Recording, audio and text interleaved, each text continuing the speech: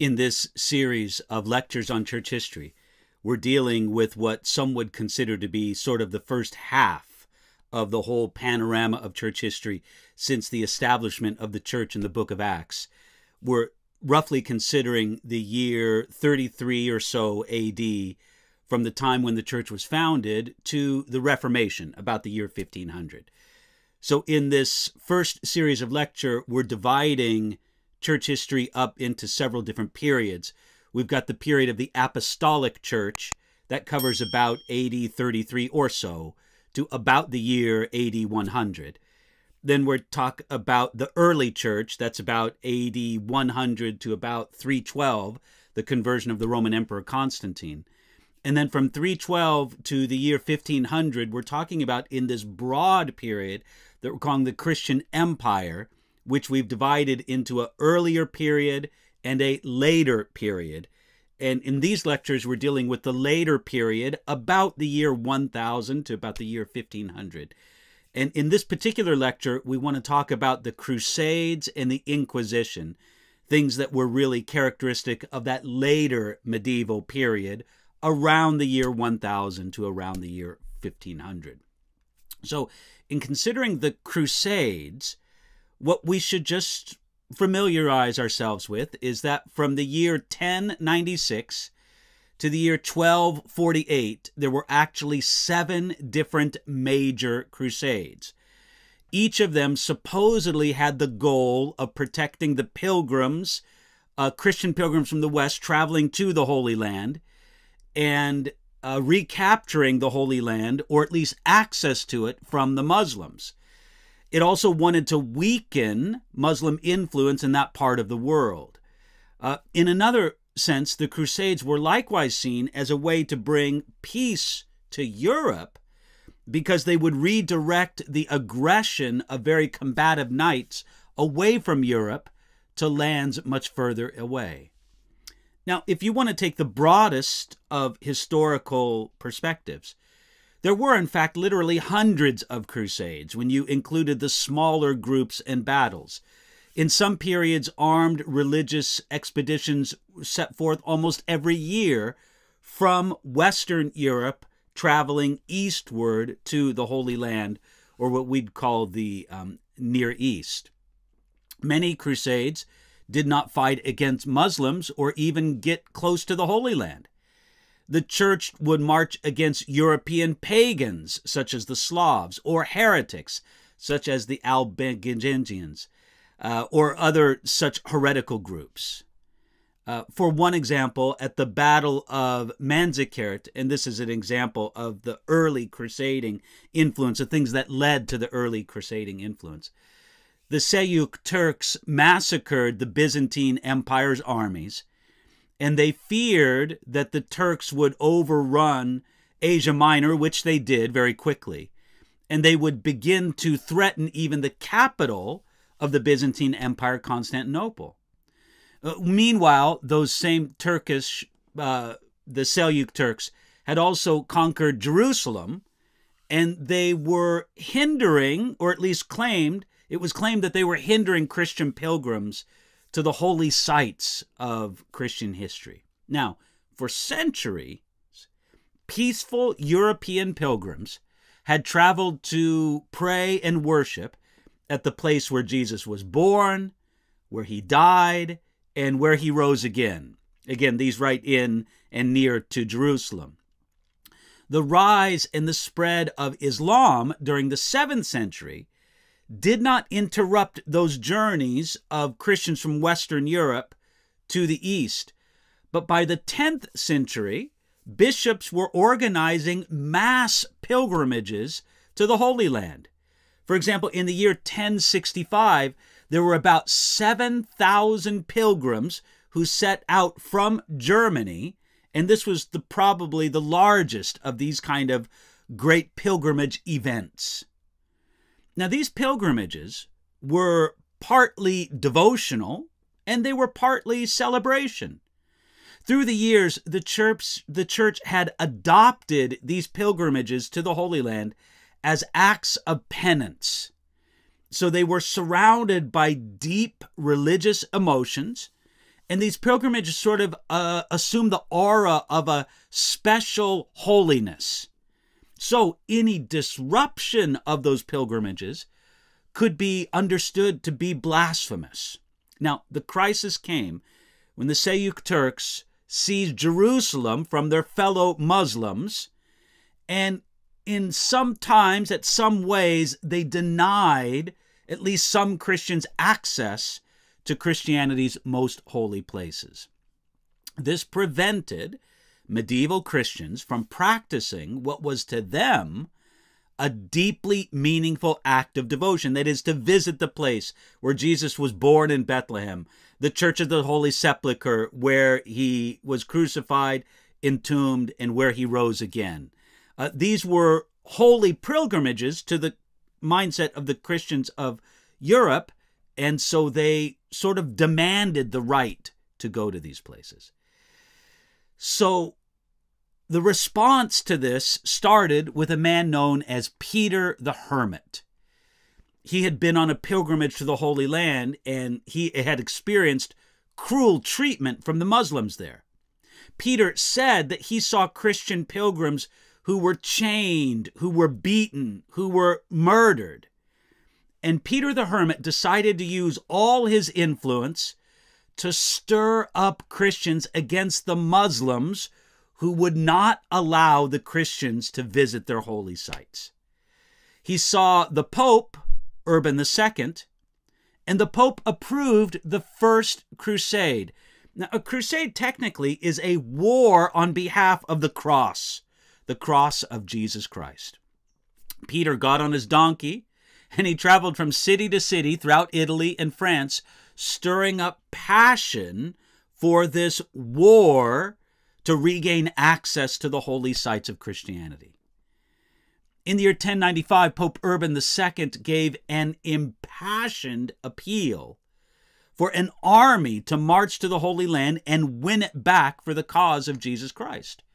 Urban said in this speech, "You must carry help to your brethren dwelling in the east.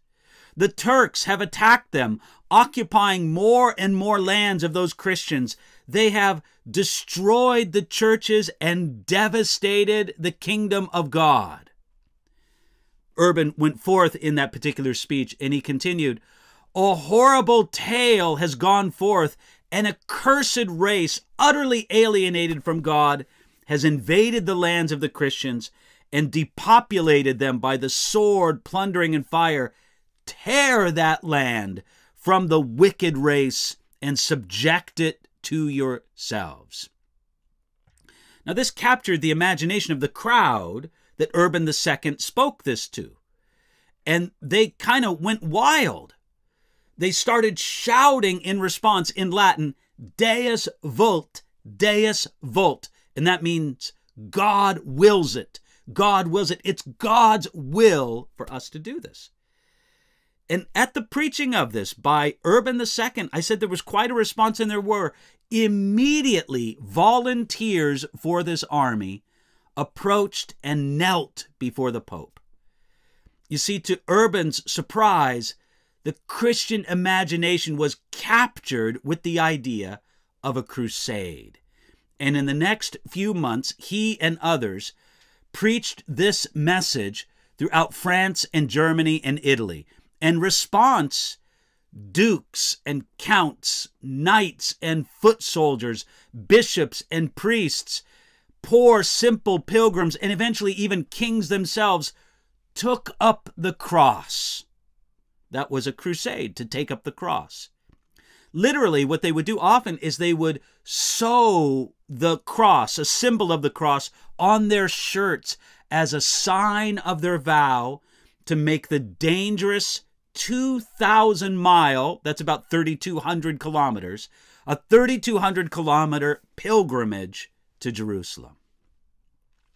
That list of the First Crusades leaders, it's sort of like a list of the prominent people of medieval Europe at that time, including the famous Godfrey of Bouillon. Soon, waves of people maybe even as much as 100,000 people, including about 10,000 knights, and these were the fabled warriors of medieval Europe. They were headed eastward to the Holy Land. And this was the beginning of over 300 years of similar expeditions and pilgrimages, which gradually became known as the Crusades. And again, it was because of the cross that was worn on the clothing of these pilgrims, these crusaders, these travelers. Now, for this very first crusade, before a proper army could be gathered and organized, this fellow that I mentioned before, Peter the Hermit, he led what is sometimes called the Peasants' Crusade. Again, the first wave of the First Crusade in 1096. Peter attracted some 20,000 followers, mostly poor peasant men, women, and children.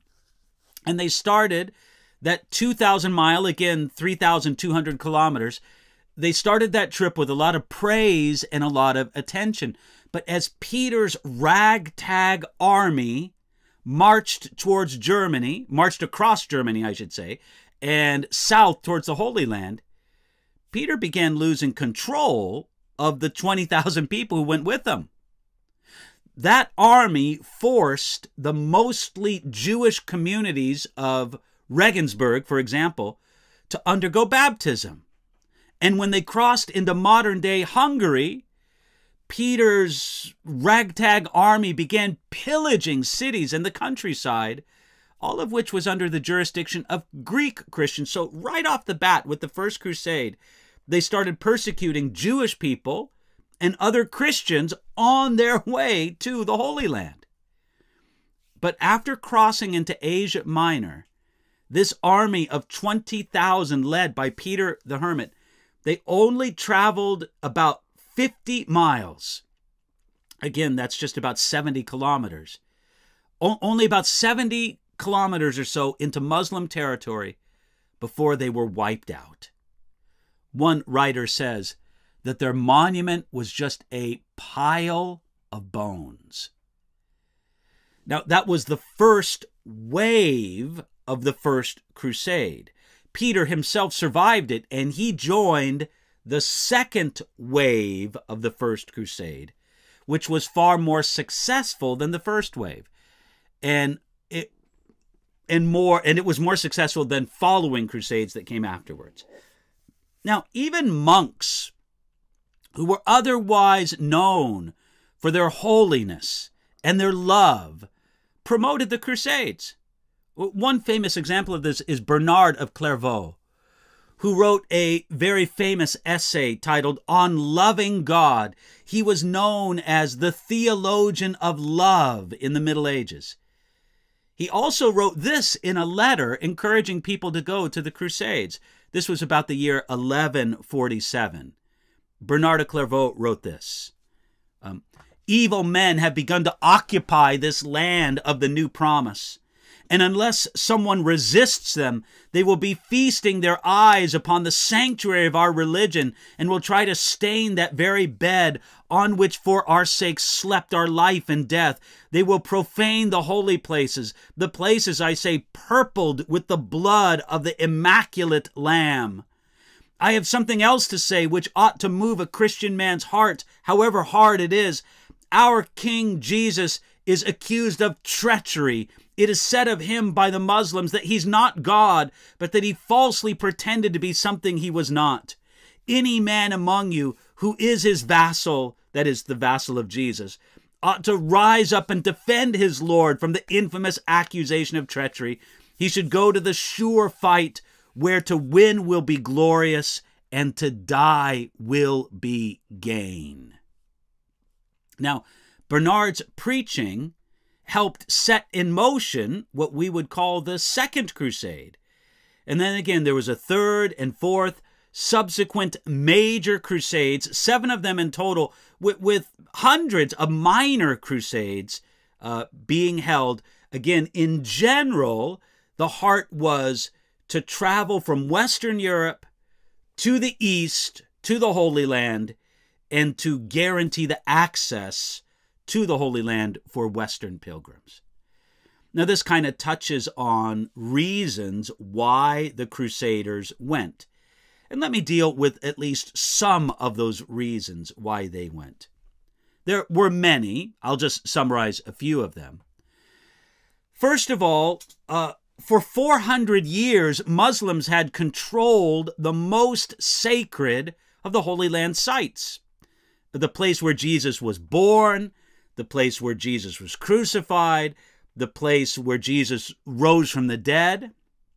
And though Christian pilgrims were generally permitted to visit these sites, their Lord Jesus Christ was not recognized as Lord in those most important places to them. And this just rubbed many Christians in Western Europe the wrong way. There was a very strong sense, hey, these places belong to Christians. They don't belong to Muslims. So one of the main motivating ideas was to secure access to these sites considered to be holy to Christians. Secondly, they went because they hungered for forgiveness. These vows and pilgrimages to the Holy Land, this idea to touch sacred history and to receive at least partial remission of sins, that had become increasingly popular.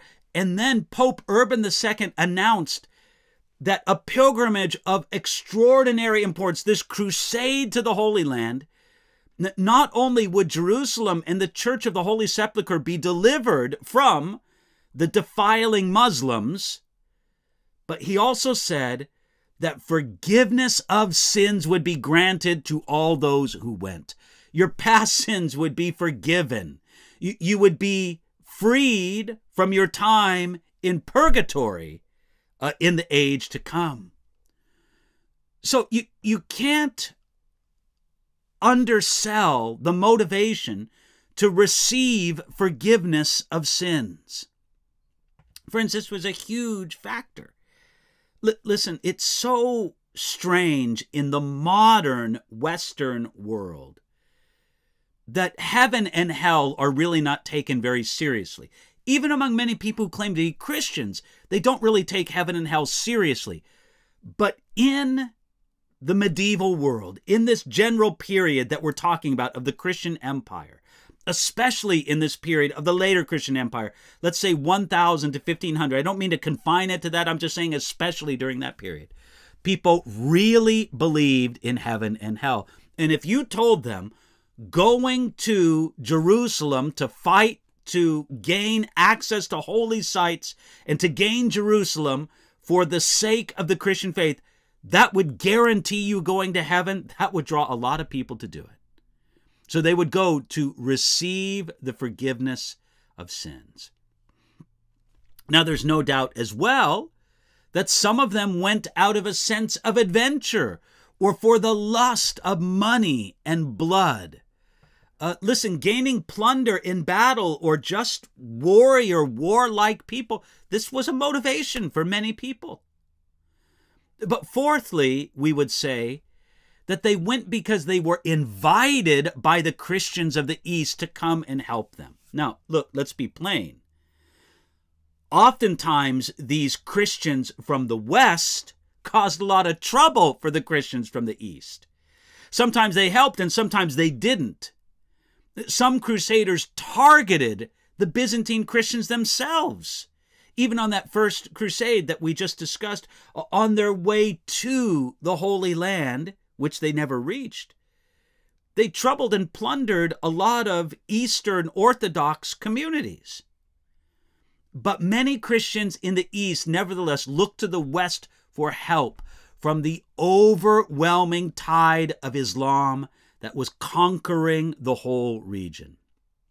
So a fourth reason would be because they went to help the Christians in the East. Whether or not they did help them, that's another matter entirely, but at least there was a inclination towards that. And here's another aspect to this. They also went because the popes of the Roman Catholic Church very consciously saw themselves as the leaders of all Christians all over the world. And this was a way for them to carry out that dominion. You see, you have to say that in some sense, the Roman Catholic popes did not enjoy the fact that the Christians in the East did not recognize their dominion over all Christians. So if they could find a way to go to the East and exercise that dominion, that was something that was appealing to the Roman Catholic popes. So it was, again, to give a fifth reason, it was to exercise the claimed dominion of the popes over all the world. But we have to say this, that whatever their initial motives were, whether those motives were noble or whether those motives were wicked, many of the Crusaders came to the place where they simply fought out of vengeance. They felt that they were avenging the wrongs done against Christians by Muslims. But in a very real sense, we should understand that the Crusades were a failure, a tremendous failure, in almost every level, in both a military sense and even more so in a spiritual sense. In a military sense, the Crusaders had some limited success. And for a while, the Crusaders ruled in Jerusalem and other notable cities, but those areas eventually fell to Islam. Again, there was for a period of time a real kingdom of Jerusalem. You could see on a map around the year 1100, this kingdom of Jerusalem ruled by the Crusaders. It was a real footprint in the Holy Land, though relatively small, especially in relation to the vast population and territory held by Muslims surrounding it. By the year 1200, there was still a Crusader presence in the Holy Land, but it was a very narrow strip right along the coast. And that area just shrunk and shrunk. Militarily, it was not a long-lasting occupation of the Holy Land. So in a military sense, the Crusades had limited success. The first Crusaders traveled through Constantinople, and by the year 1096, Emperor Alexius of the Byzantine Empire found the city of Constantinople to be overrun with 50,000 unruly visitors, the Crusaders on their way to the Holy Land. So in exchange for the Crusaders' oaths of loyalty, he provided them with supplies and sent them on. Now again, the Muslims were divided into rival factions at the time. So the Crusaders were able to advance fairly rapidly. They captured Antioch in the year 1098 and Jerusalem by the following July. But the Crusaders followed a take no prisoners approach. They pretty much killed everybody they could in battle. And it's said that the blood splashed up to the reins of the horses. Following their conquests, the Crusaders set up 4 different Latin states, including a kingdom of Jerusalem under the rule of Godfrey of Bouillon. They built many structures, especially at the holy sites, and some of these still stand. If you were to tour Jerusalem and Israel today, you can still see existing Crusader structures. But the first crusade was the most successful. The second crusade, I'm speaking militarily, was most successful. The second crusade, the one that was preached by Bernard of Clairvaux, it was a stunning failure. And later crusades did very little to regain territory. The last Christian stronghold in Syria fell in the year 1291 when the Muslims captured the city of Acre. The major waves of the Crusades had ended. So if you take a look at this map of 1200, where it's just a narrow strip, there in Antioch, a small one, the Kingdom of Jerusalem, a middle thing there, and then the Kingdom of Cyprus, you see these different territories. Within 100 years of that time, all of those were gone. Now, that was a military sense. In a spiritual sense, and in a long-term view, the Crusades were a great failure. The Crusaders deeply damaged the relationship that Western Christians had with others, with Christians in the East, with the Jews all over Europe, with the Muslims in the East. So in the year 1204, when the Knights of the Fourth Crusade sacked Constantinople, that breach between Eastern and Western Christians became wider and more permanent.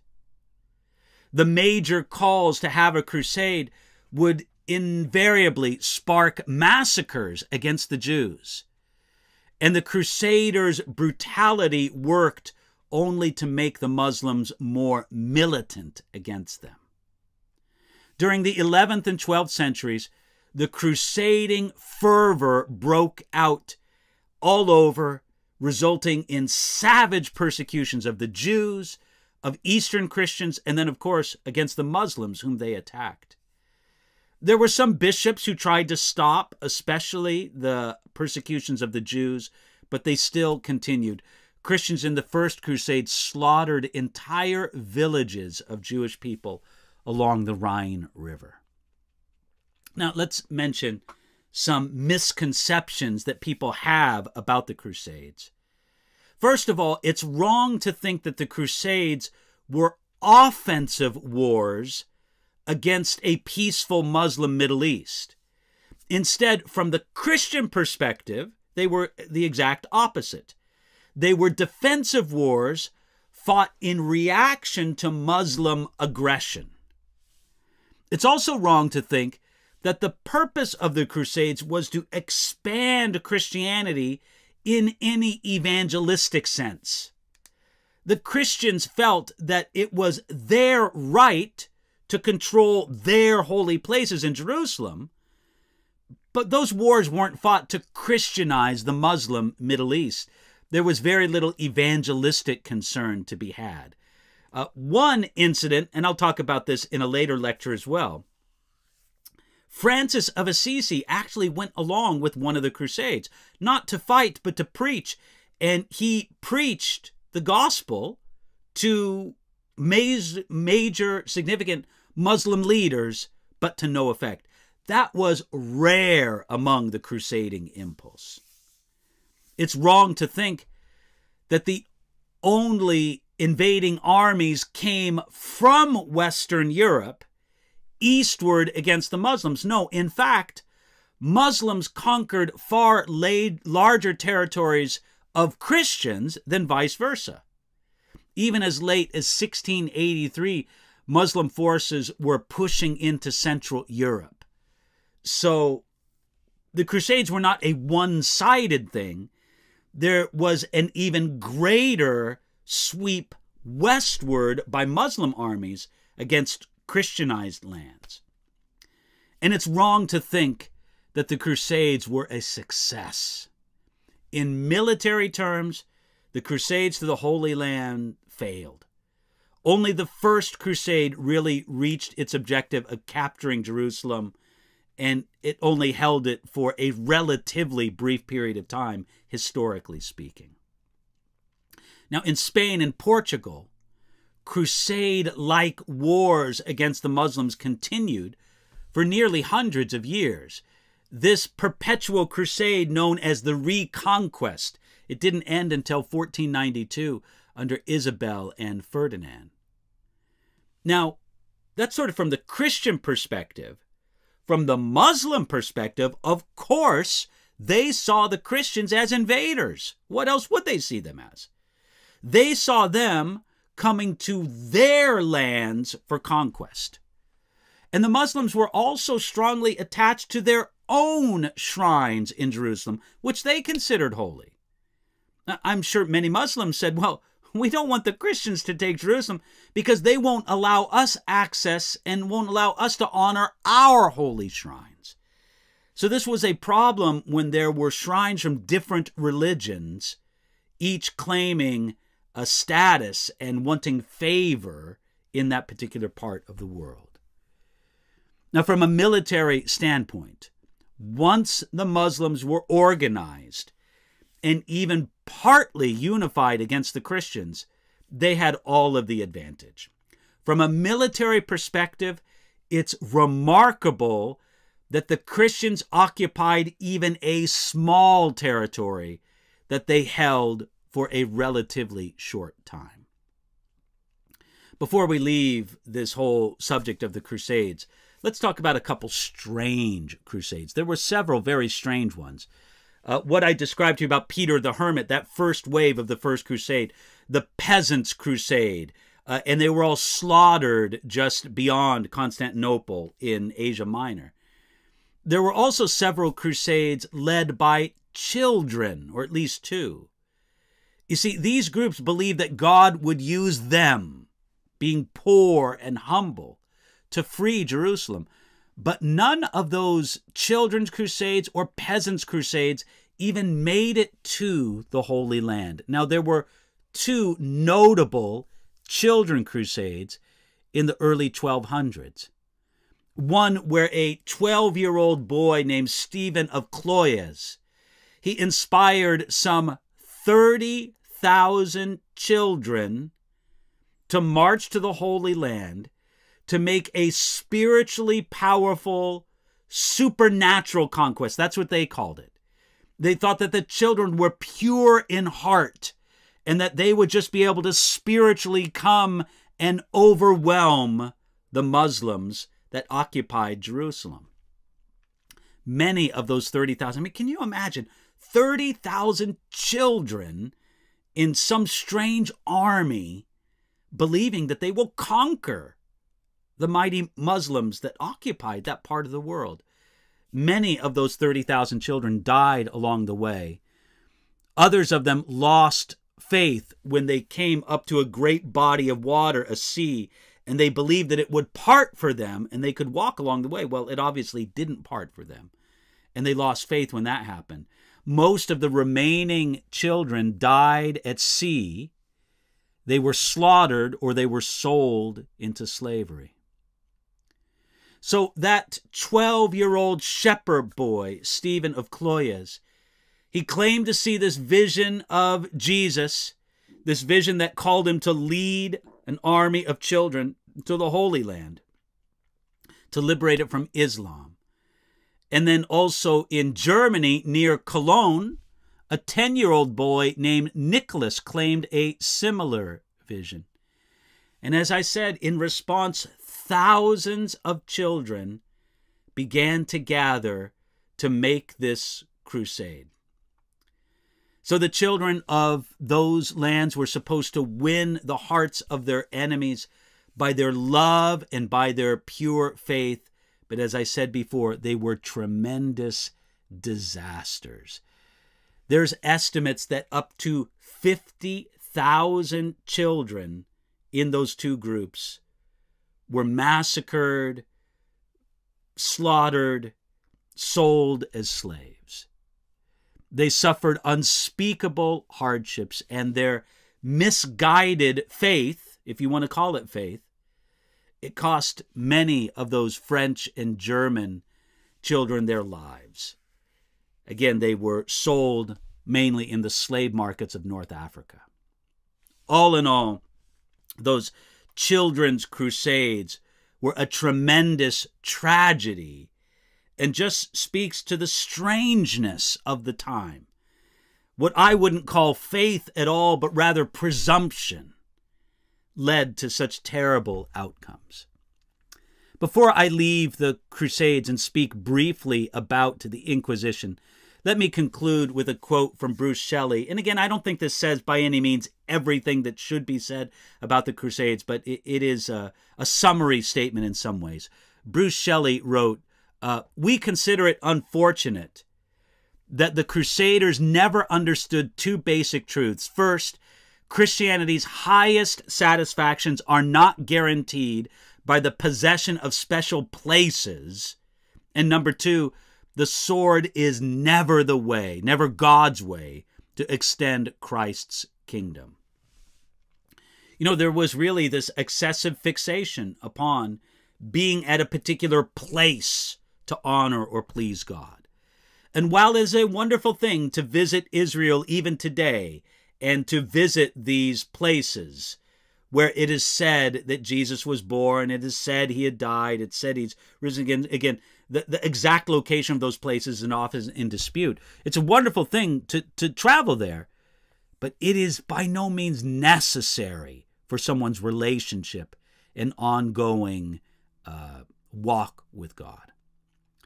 Now, let's consider next, more shortly, the Inquisition. The Inquisition was basically a program of violence. At least violence was in there, the investigation and violence, I would say, to preserve the truth, at least in the Roman Catholic mentality. There was sort of a road or a path to the Inquisition. In the year 1184, Pope Lucius III, he was concerned about heresy, and he required all of his bishops to inquire into the beliefs of their people. If a man was found guilty of heresy, he would be excommunicated, not executed. And it was hoped that he would retract his heresy and that he would return to the church with the church's beliefs. So again, that was Pope Lucius III in 1184. In the year 1215, at the Fourth Lateran Council, Pope Innocent III provided for the state punishing heretics and the confiscation of their property. And if the state's police did not fulfill this role, Pope Innocent III said that they could be excommunicated themselves. So it was considered essential that the state fulfill the duty of punishing heretics and taking away their property. But the formal beginning of the Inquisition came in 1227, when Gregory IX formally introduced as an experiment something that he called the Inquisition.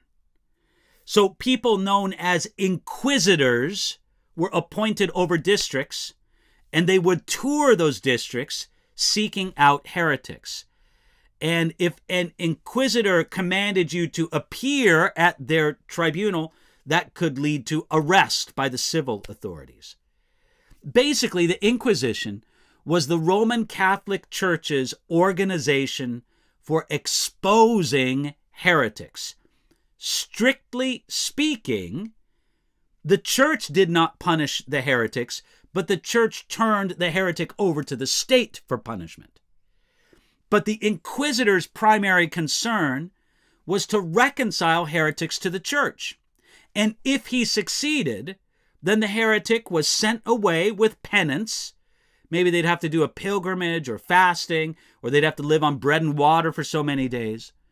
But the result, that was the result, I should say, for at least 90% of the people who were examined by the Inquisition. But further, in the year 1252, I'm getting ahead of myself here. At a synod in the year 1229, Pope Gregory IX was even more concerned about the rise of heresy. So he forbade lay people, that means non-priests. He forbade lay people to possess Bibles. And he began a systematic attack against what they thought was heresy. So the investigators and the prosecutors were to be Dominican monks or friars, leaders of monastic movements. The Dominican order answered directly to the Pope, and they were to carry out the Inquisitions. In the year 1252, Pope Innocent IV authorized torture as a means to obtain information from heretics. The church then would torture, but they would not execute. So for executions, they turned those that they declared guilty over to the state for their execution. Now, what I would consider to be a disgraceful justification of torture went all the way back to Augustine, who argued that that phrase in Luke chapter 14, used in a parable, compel them to come in that my house might be fulfilled. That's in the parable of the wedding feast in Luke 14. Augustine argued that this justified compelling people, even by torture, to do what was right and good spiritually. In the year 1478, King Ferdinand and Queen Isabella of Spain asked the Pope for authority to establish the Inquisition in Spain. You see, in Spain, there were many Jews and Muslims who made half-hearted conversions to Christianity under duress, under force. Now, in 1492, they expelled all the Jews and Muslims from Spain, but these half-hearted converts still remained. And again, many of these people weren't committed Christians at all. They only did it to stay, to escape persecution. The Inquisitor General of Spain was a man named Tomás de Torquemada.